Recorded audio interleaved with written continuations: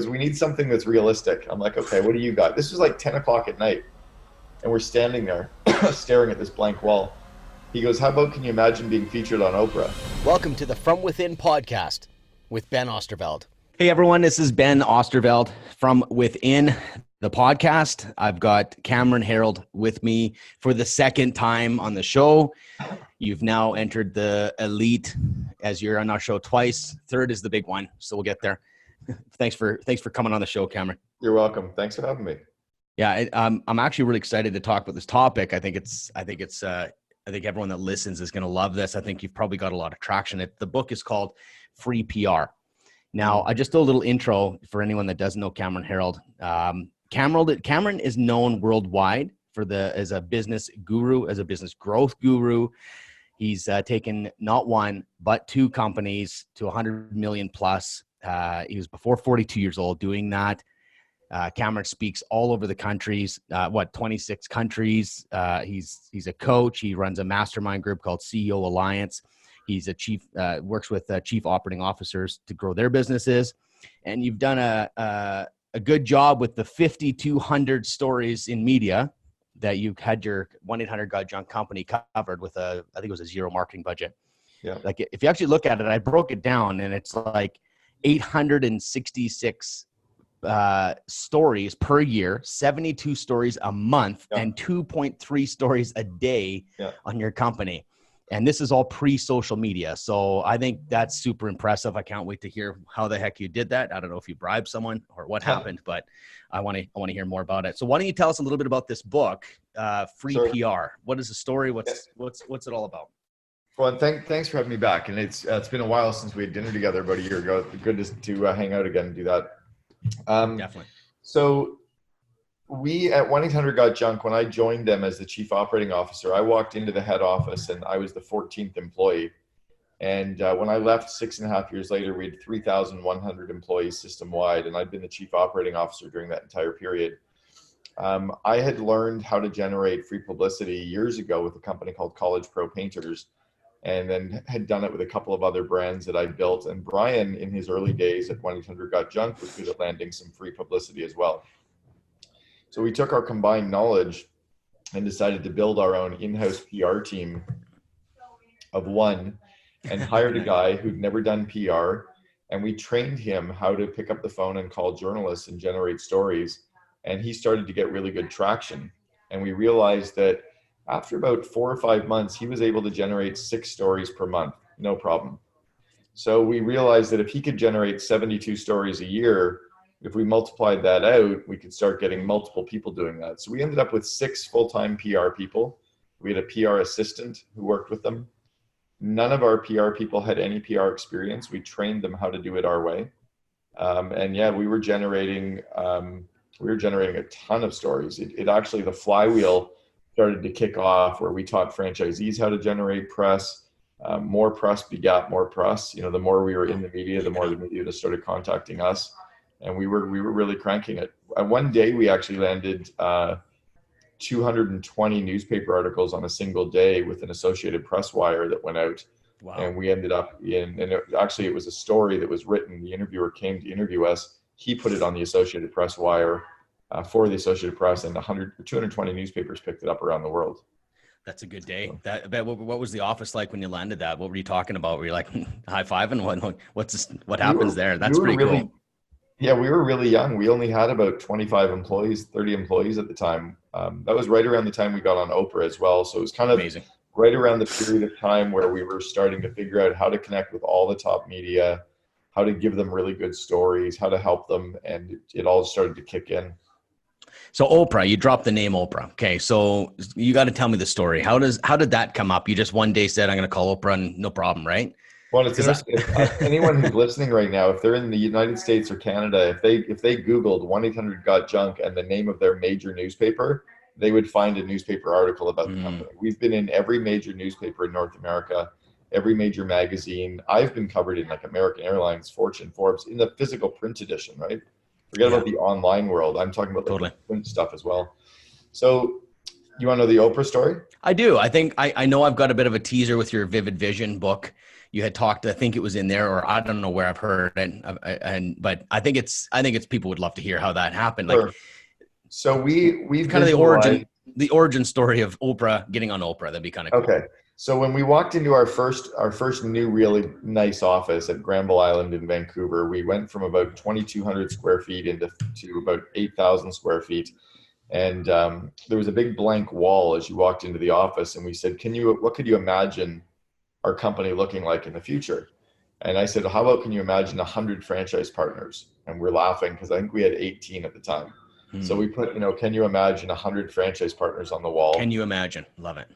And then we put down, Brian wanted something bigger than that. And I said, how about, can you imagine our logo on the side of the space shuttle? And he goes, that's stupid. I'm like, no, you imagine like the space shuttle hauling in junk and it's sponsored by 1-800-GUT. Oh man, like that. He goes, we need something that's realistic. I'm like, okay, what do you got? This was like 10 o'clock at night. And we're standing there staring at this blank wall. He goes, how about, can you imagine being featured on Oprah? And I'm like, that's as dumb as the space shuttle. Like that's just as unrealistic. He goes, no. He goes, imagine if we found this woman who was a pack rat and all of our trucks converged on her house and we all hopped out of the trucks and we went in and we helped clean up her house, took all the old junk away, recycled a lot of it, gave some to charity. And then we had a furniture company furnish her home and a painting company painted, and we gave her her space back and gave her her life back. And at the end of the episode, Oprah would thank us for it and give me a hug on stage. And I had chills. I'm like, that sounds incredible. Wow. So we wrote, can you imagine being featured on Oprah on the wall? And I think we had 23 employees when we put that up. About 2.5 years later, we were on Oprah. And it ended up as about a 6-minute piece on Oprah with all of our trucks, guys and girls jumping out of the trucks wearing blue wigs, hauling all this junk away. So Oprah learned about us because of the USA Today. She'd read about us in the USA Today.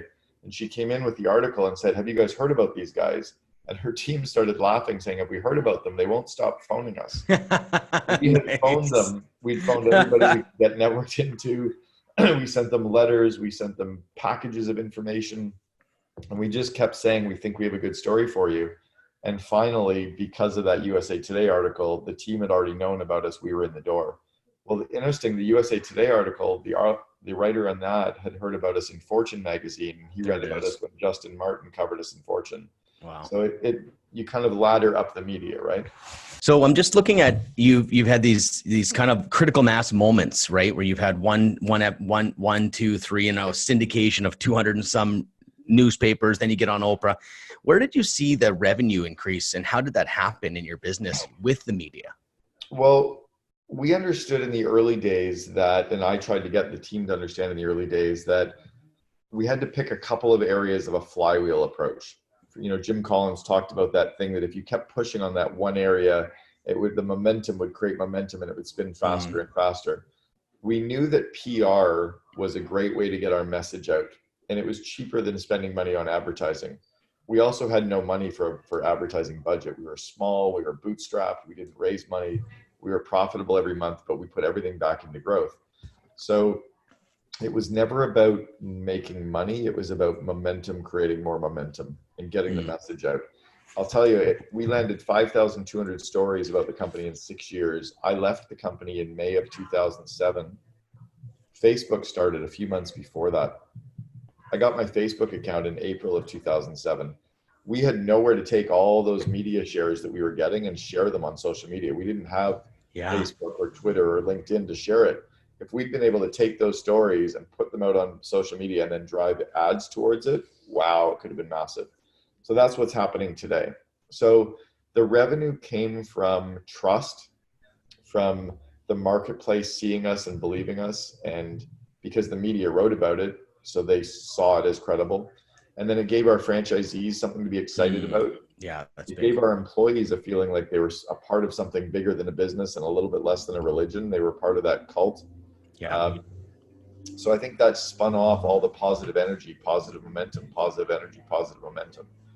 Now, one example of where we really created revenue from PR, we landed a story on CNBC Squawk Box in 2002. Might have been 2003, but for sure it was 2000. It was right around the Salt Lake City Olympics. So it was either 2002 or 2003, pre or post. No, it was 2002. CNBC Squawk Box did about a 5-minute segment on their biggest news show. And I believe we sold 14 franchises. Wow. And a franchise at the time, if you included the franchise fee and license fee, was around $40,000. So we brought in $640,000 in One franchise media fees and license fee over a period of about 3 months because of that one episode. And then all of those franchisees then started throwing off, momentum and revenue. Yeah, that's interesting thought, because you just got a bunch of sales force out there with every single franchise owners out there promoting as well. So Cameron, you came up with you said that it's PR is different than advertising. Can you explain? Like, this is really cool, because anyone in my world, I always say marketing is branding and there's always a difference, and I like to break it out. I'd like to hear what you have to say. Like you said, well, we didn't have money to do advertising, so we did PR. Can you give some clarity on that for people listening? Sure. If I think about in today's world, we didn't have money to do advertising in magazines or billboard advertising or radio advertising or TV advertising or Google advertising or Facebook. We didn't have money to spend on that. So what we did, we only have 3 inputs. We have people, we have time, and we have money. So in the early days, Brian and I had some time, and we allocated about a half hour a week, an hour a week to phone the media. And we would just pick up the phone and call journalists all day for an hour and say, hey, do you have 2 minutes? I think I have a good story for you. They would either say yes, or they would say, no, I'm on a deadline. If they said they were on a deadline, we'd say, can I call you tomorrow or Thursday? So we had the time. It didn't cost us anything. Gotcha. It didn't have to put any money into it or people into it. As Brian and I started landing some results, in fact, I landed the Bloomberg Wire that got us into 43 newspapers, and I got us the Associated Press Wire that got us into 220. As we started seeing those things take effect, then we hired our first PR guy, Tyler. We taught him how to do it. So now that cost us $50,000 a year for salary, but we got way more impact from about the 300 stories he landed in his first year than we would have gotten had we done $50,000 in advertising somewhere. It's such a fascinating point just on building a business. When do you hire? You know what I mean? Like, you could have just hustled and grind it out and be proud of how hard you grinded it out. I do 3 hours of PR calls a day. Like, at what point are you like, I'm going to hire this PR guy? And it sounded like that was kind of a nitro. We always look, and Brian and I were like nitro together. We were like nitro together. It was incredible. In fact, he talks about that in his book, Willing to Fail, WTF, the fact that he and I were like nitro. You start to visualize where you're going as a company. And as soon as your input, your time is worth more than the work that you're doing, you hire someone to do that work. So we realized that our time was worth more than $25 an hour. A $50,000 a year person is only $25 an hour. Yeah. My time was better looking for franchisees that were going to pay me 40 grand than it was looking for, stories. So, or my time was better hiring people or training franchisees. So if I could train, so I started coaching franchisees and training franchisees and creating programs to get more franchisees. That was a higher ROI off my time. Yeah. And again, if we go to our 3 inputs, people, time, and money, what's the highest return on those 3 investments? At some point, doing work versus training people to do work, the balance shifts. So you're saying check the highest return when you're sitting there wondering what to do, how to solve the problem. You're saying, okay, check with it's people, time, or money. What's the fastest, highest return on your money? It's really cool. This is such a simple structure. So we would get our PR people to pitch the media and phone the media and try to get us on phone calls with the media. And when they got us on the phone calls with the media, then we could really get the stories to the next level. So their job was to get us on the phone. Our job was to then get them, the journalists super excited and write what we wanted them to write about. So let's talk about this. I think the how-tos it's a great way to look into it. So you see how the structure works, the benefit of it. But now I'm just curious, like, you get on the phone and what do you do? Hey, I haul junk for a living. I think you're going to want to put us in the newspaper. Like, that's what I think most people are thinking. So, what was that process like, Cameron? So let's talk about the business of media first, and then I'll talk about how we landed the stories. So perfect. Every media outlet makes money from one thing. It's really advertising. So the more advertising dollars they bring in, the bigger they can build their outlet. To get advertisers, they need viewers or listeners or readers. to get viewers or listeners or readers, they need good content. They need good stories. So you're helping them by giving them a good story.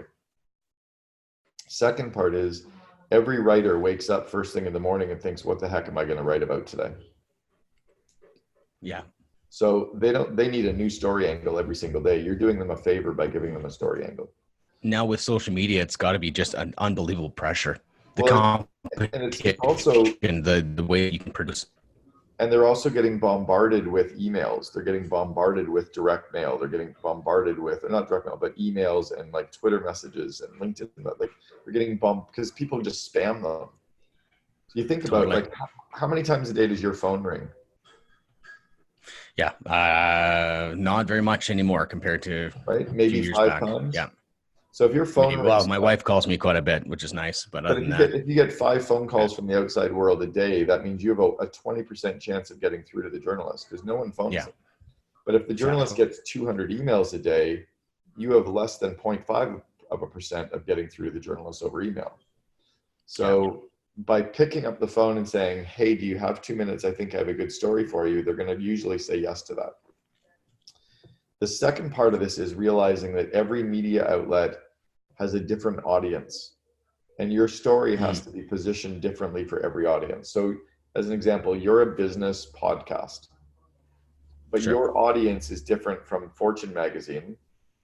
It's a business magazine, or it's different from Forbes magazine or Entrepreneur magazine or the Wall Street Journal or the New York Times business section, right? Or the Globe and Mail business section. Your business audience is different from Squawk Box's business audience.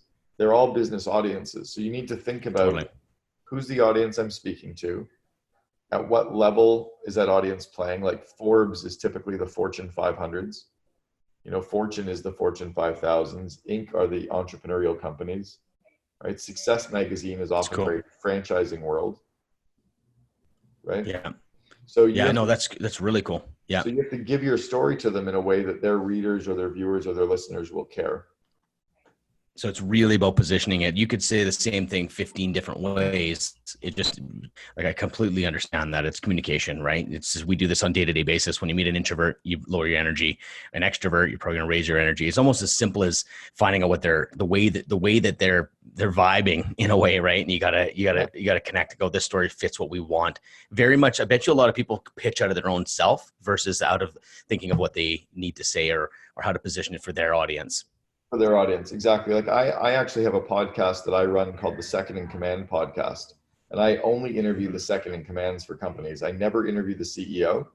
So my content is very kind of deep into the details of how to do stuff.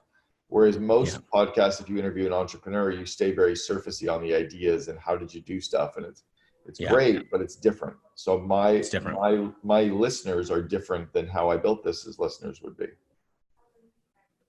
So then give me an example then. So you got let's use your podcast. So it's pretty niched out, very, very focused. So if you go, let's just say in 50, I'm just thinking of your 1-800-GOT-JUNK as well. I'm tying this together because 5,200 stories. I'm bet you you're some kind of farm magazine. If you've got 5,200 stories, you're in everything. So let's just think, how would you get your podcast a story in something that might not be completely aligned to the COO? Would you want that story out there, or do you really want to really target where to put it? Yeah, your PR for your company, the public relations coverage you get for your company should tie into where you're selling and where you're doing your marketing. It should be part of that kind of sales marketing mix. So as an example, let's say with 1-800-GOT-JUNK, we were targeting garbage companies as partners. We wanted Waste Management to refer junk removal to us. We wanted Republic to refer junk removal to us. So we went to a trade show called Waste Expo. I don't recommend you go. It's a very boring 6,000 person garbage conference. So it's all garbage men, big garbage companies. These massive guys with these big trucks. And, but I went and spoke to the executive team of every garbage company about a partnership deal. While I was there, in fact, prior to getting to the conference, our PR team phoned the 4 trade journals that covered the garbage industry. Waste News, Garbage News, whatever, right? What we did with the journalists was we set up those coffee meetings in advance. We said, if you have a half hour or 20 minutes, our COO is at the event. He'd love to talk to you about the business partnerships we're putting in place with the big garbage companies. They said, yes, we'd love to hear from them. Now, I was hoping to put relationships in place. So we talked about what we were doing. They weren't done. Cool. I told them what we were working on. They wrote stories. 2 weeks after the conference ended, all these garbage executives were back at their desks in their offices, and the 4 trade journals started hitting their desks. We were on the cover of 2 of them, and we were inside 2 of them, talking about how we were putting this in place. And they all saw me as, wow, that's that guy we talked to at the conference. And he's talking about what he was telling us about. This must be real. We ended up doing deals with 3 of the major garbage companies. And your strategy was putting these relationships in place with the media first. Yeah, our strategy was leveraging sales and media and coverage so that we could then target them. Now, very cool. Had we had digital media today, I would have shared the stories with them on Facebook and LinkedIn. I would have targeted their email addresses on Facebook and LinkedIn and run ads to them, so they would have seen the story popping up in their news feeds. Right? Yeah. We would have been really, really all over them, so they'd be like, "Wow, these guys are everywhere." Are everywhere. Yeah. Yeah, I love it. Yeah, it's amazing. That's so cool.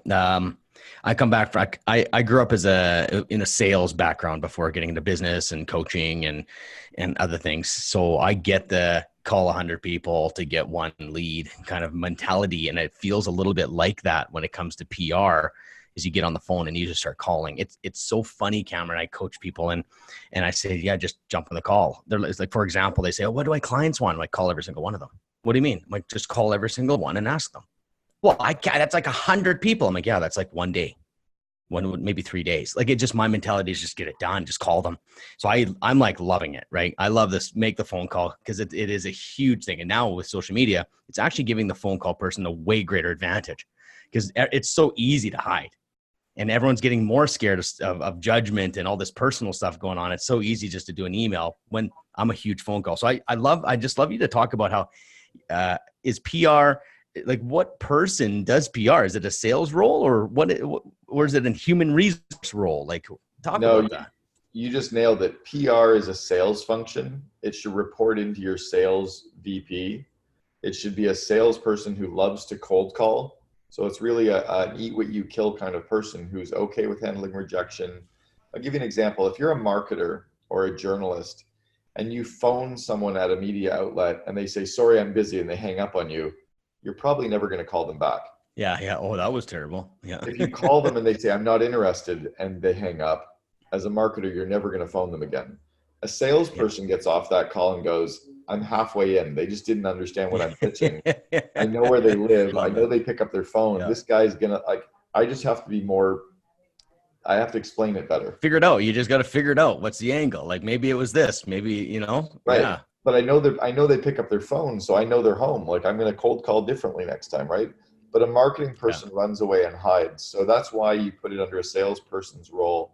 Someone who can multitask, somebody who can ask questions and listen, someone who can leverage technology, someone who can handle rejection, somebody who can write in a competent way, but all they're going to write up is a few bullet points they're going to send to the writer. The writer's going to craft the story around the rough points and the interview with the CEO. So I'd like to know how to pitch them, because I love the art of the deal. Love the art of the deal. Like there's one guy that gets 10 out of 10, and then there's another guy that never gets any. And I know it's how you do it. And so when you called them, you had said a line. You said, I caught it. You said, hey, I've got a story for you. Do you want it? Or something like that. Is that the opener? The line is exactly the same line for every single call we've ever made. Hey, do you have 2 minutes? I think I have a great story for you. I'm writing it down because I think it's so good. It's so important because all you're saying is, do you have 2 minutes? Well, everybody has 2 minutes. You're not saying, I hate when that happens to me. You got 2 minutes? Well, why? Well, or 1 minute, but you're not saying, can I tell you about a story? Because now you don't know how long that's going to last. But if you have 2 minutes, sure, I can listen. What's your story? Love it. And then if you're saying, I think I have a great story for you, they're all interested to know what that story is because they see it might actually be able to help them because they're trying to figure out a story to write about. So they say yes. And then is there a structure that you've come up with that gives some kind of insight on like, is there a basic structure on how to pitch your story? Yeah. So the structure is you give them the headline for the story first. We call it the angle. So it could be, I've started an organization called the COO Alliance. It's the only network of its kind in the world for the second in command. So the angle could be the only network of its kind in the world for the second in command, right? Or a mastermind group where no CEOs are allowed. Yeah, I love that. There's a good hook. Yeah. Right. And then what are the bullet points? So you think about from your reader, if the reader sees a mastermind group where no CEOs are allowed, that's interesting. Yeah. Then you come up with 5 points. It's only for seconds in command. It's only for companies doing at least 8 million. Members share with each other and learn from each other.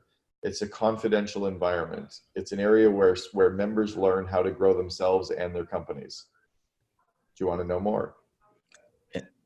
Just the justice. So really simple is key. Because all you're doing is giving the teaser bullet points that support this network where no CEOs are allowed. And you allow the journalists to ask questions so that as they start asking questions and you start answering, they start seeing how this can become a story. Gotcha. And at some point where they're interested, you just say, would you like me to set up a time for you and our CEO to talk so you can get more information on it? So really it's about landing that deal. It's landing the appointment. Yep. And then you just share your business. And obviously you need to know how to explain that. Right. And then they create a story around that. And each time you do a media interview, you learn a little bit more, right? You learn from your past ones. You learn from debriefing or read the book Free PR and you'll learn from what we've given you there. Yeah. I really gave the step-by-step instructions on how to do it in the book. I kind of gave it away as it's perfect. Yeah. I actually wrote it originally. My original work that I wrote on Free PR, which was in my first book, Double Double, was the PR manual for a company called grasshopper.com. I wrote their PR manual for them. Yeah. Are we cutting out Cameron? No, I'm good. Okay. Yeah. So, I thought you were going to go into let's cut that, Velimir. I got the best video editing guy. Yes. So, yeah, I felt like a little bit of a cliffhanger there. I thought we were going into the story of the grasshopper business. Okay. Well, now I just got to segue back in, Cam. It's okay. So do you know what I like about what's that? Grasshopper.com used the original content as a way to hire their first PR people, train their first PR people, and they landed a ton of press coverage about Grasshopper.com from following what at that point was only a 16-page manual. I've expanded it to really get into the details to create a full, probably a 3-hour read, but it can literally become your operating manual on how to create an in-house PR team or just how to do it yourself. Yeah. Do you know what I love about your books? All 5 of them is how small they are. Like, to be honest with you, we're probably similar with ADHD, DH, BH, or whatever, to all the other things you can get. And I think that's our superpower, but to sit down and read that's why your audio version of this is amazing as well. I love that you have the audio version. I saw that. But I love how small they are. Like your Vivid Vision book, I burnt through that book, and there's very, very, very few books that I've actually read. And I took that and I read the whole thing from cover to cover because I don't know why, but it was just small and easy and clear and simple to read. So I just wanted to give a little bit of a shout out because a lot of entrepreneurs and a lot of business people, they don't have time and they got so much going on in their head. I love how you do the small, consumable, right to the point, leave you with something of value. So love the books. I haven't read all of your books, but the 2 big ones are Vivid Vision and the Free PR. But I heard the one book I have to read is your not Meeting Suck. Is that the one? No, Double Double. That's the first one you wrote, right? Yeah. So Double Double is kind of the operating manual on how to grow all aspects of your company. It's all the people, the systems, the growth, the focus, marketing. It's everything. Meeting Suck is just how to run meetings and how to attend and participate at them. It's how your employees should understand meetings and how to be at them. In fact, every employee should read Meeting Suck at every company. And then The Miracle Morning for Entrepreneurs was one that I co-authored with Hal Elrod. That's just an amazing read for everyone in the entrepreneurial space, any business leader, but really, I think any entrepreneur should read The Miracle Morning for Entrepreneurs. Yeah, I think I love the collection. I'm not just saying that because you're on my show. I don't need brownie points. They're really good books. You know what? I think what I want to do is I've got a few kind of like kind of a speed rounds for some questions here, Cameron. Can I throw a bunch of questions at you and you can hit me with them? I think it's a fun thing to do. And I actually learn a lot this way. Quick questions. So you can expand if you want. They don't have to be 2 seconds and move on, but do whatever you want. So here's a question for you, because I think a lot of times we hear what you do, and this is from within. So a lot of the really cool content that comes out of this show is the origin stories, who they really are, what makes them tick. And so the question and you got so many successes, I just think, what's the biggest loss that you've taken that you've learned the most from? The biggest loss that I've taken out, well, probably a loss of marriage. I mean, I've been divorced twice now, and I think those personally really, for two different angles, completely hit me hard. Those would probably be the two hardest ones. One was just, I don't have to get into the details, but I think I really, really learned from both of those as to, stuff that I could have done differently, how I could have behaved differently in the marriage, how I could have stood up for more, all of that. Yeah, and thank you for sharing that. And this is the real stuff that drives everything behind the scenes. You know what I mean? That's the whole from within kind of concept. If that stuff's going on behind the scenes, it definitely affects everything we ever do, right? It totally does. It literally has your entire mind, right? So it's just all about, if you can have that healthy mind and a healthy body, if you can be completely present. So true. But it totally tore me apart. But then I also realized all the time that I was in the marriages, how it was also affecting the rest of my life too, that I needed to be more true. Exactly. And, so I think I'm not aligned, right? I guess one of them is probably just radical candor, just really, really, really being okay with just speaking my truth and how I feel, and not ever holding back on any of that stuff. That's probably been the biggest lesson from both of those.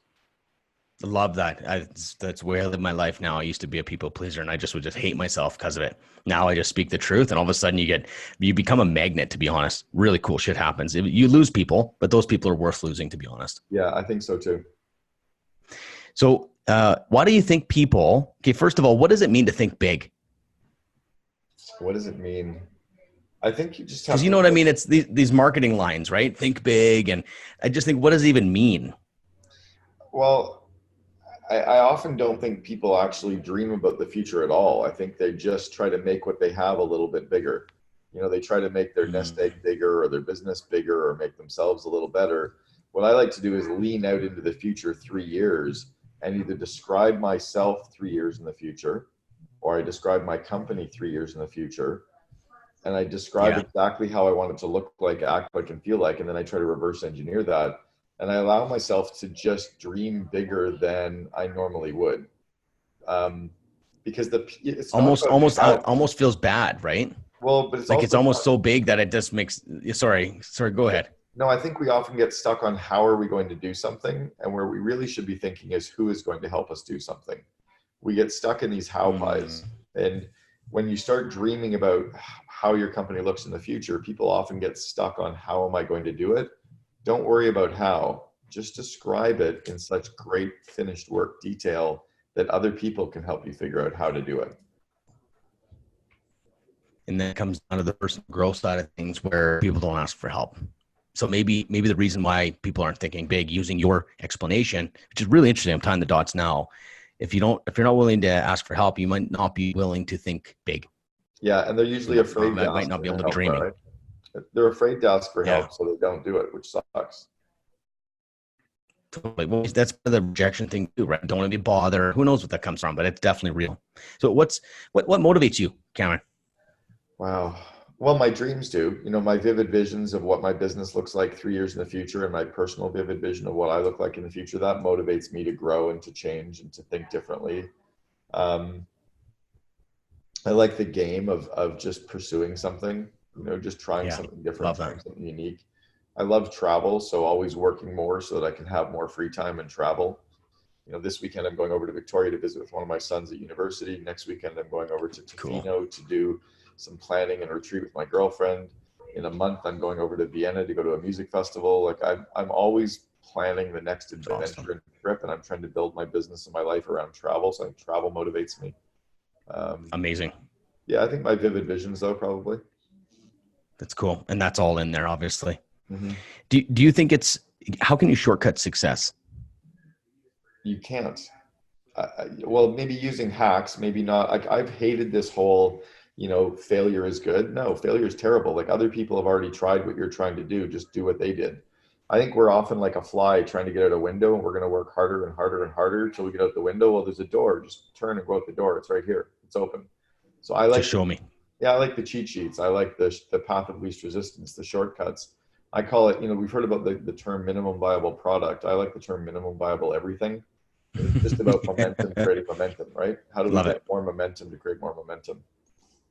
That's so you just, it's kind of funny because a little contradiction there, because you're like, there's no such thing as a shortcut, but then you give shortcuts. So what do you mean? I think I know what you mean, but I guess what I really mean is it takes a long time to get to the night before you become the overnight success story. Everyone wants to just get there quickly. They don't realize companies have taken years to get there. Exactly.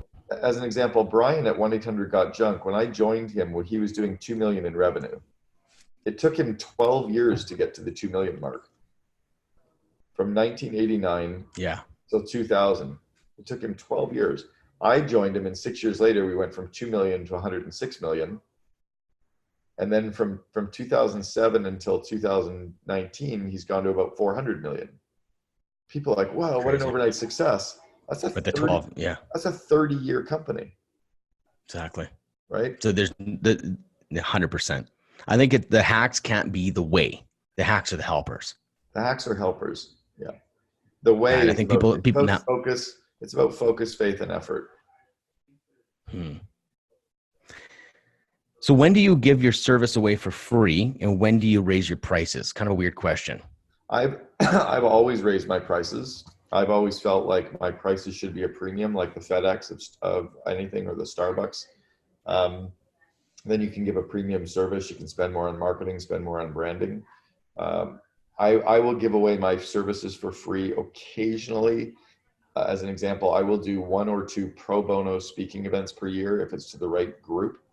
So I'm speaking at MIT later in November to a group of about 300 CFOs from all over the United States that are all MIT grads that are now CFOs of companies. Wow. Beautiful. I'm going to go for free.